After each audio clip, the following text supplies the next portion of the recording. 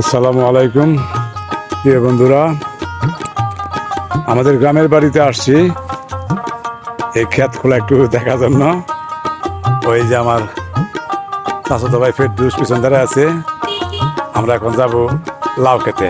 এখানে ফেরদৌস লাউ বাগানে ঢুকতেছে, যে ডাঙ্গা নিয়ে আসছে। দেখেন অনেকগুলি ফেরদৌসে ডাঙ্গা নিয়ে আসছে। আর এই লাউ বাগানটা এখন নতুন, এই জন্য আর কি ডুগা তেমনভাবে সরানি আস্তে আস্তে সরাইতেছে। কিছুক্ষণের মধ্যে ফেরদৌস বিষ দিবে। আর এই যে আমার জন্য কতগুলি ডাঙ্গা নিয়ে আসছে, বেশ সুন্দর ডাঙ্গাগুলি। বাহ, দারুণ দারুণ দারুণ ডাঙ্গা। এখানে বিষ নাই না?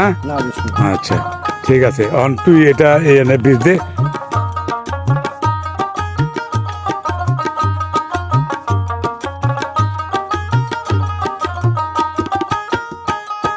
বন্ধুরা, ও যে নীল ওয়ালটা দেখছেন, সেটাই আমাদের বাড়ি। আর এই যে দুই তিনটে সুপারি গাছ, আর পুলিশ ইন্সপেক্টর নিরস্ত্র জনাব আব্দুল রশিদ সরকার, তার বাগান বাড়ি এটা রয়েছে। এখানে আমরা বিভিন্ন ধরনের সবজি টবজি চাষ করি, বেগুনের চাষ করা হয়েছে।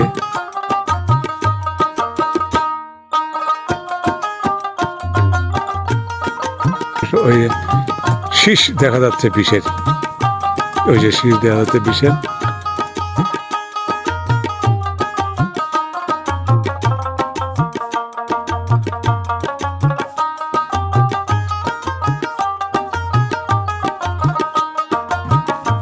আসলে গ্রামের বাড়িতে সব কিছুই খুব সুন্দর। এই যে লাউয়ের ডগা, বাহ দারুণ। বীজ দিতে কতক্ষণ লাগবো? আচ্ছা ঠিক আছে, দে।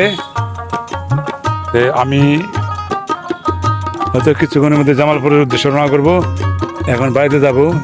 এই ক্ষেত দেখতেন, সোনার মাটি, সোনার মতো মাটি, কি সুন্দর লাগতেছে। আমি ফেলাইতেছি, আমার কাছে খুব ভালো লাগতেছে। আমি স্যান্ডেল জুতা টুতা ফেলাই রেখে যে ফেলাইতেছি। এইগুলি ধান ক্ষেত, এটা আমরা বলি আনার্য কলার ছুরি।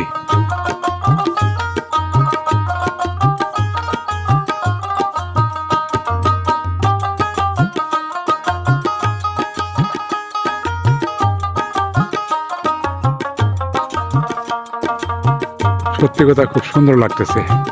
পাখিটাকে আবার জুম করে দেখাই।